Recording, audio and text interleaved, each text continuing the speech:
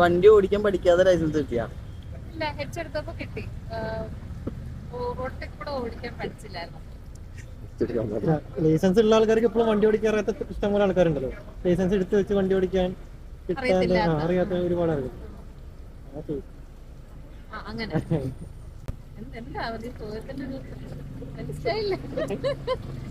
എനിക്ക് എന്തിനു ചോദിക്കണ്ടോ?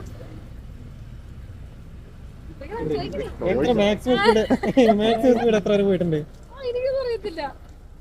150, 160? 150 ഞാൻ പോയിട്ടില്ല. എന്നാലും ഒറ്റയ്ക്ക് ഓടിച്ച എന്തോരം പോയിട്ടുണ്ട്? വയനാടൊക്കെ ഇല്ല, പക്ഷെ ഒറ്റയ്ക്ക് ഓടിച്ചു പോയിട്ടില്ല. ബൈക്കിൽ കാറിൽ ഒറ്റയ്ക്ക് പോകണ്ട.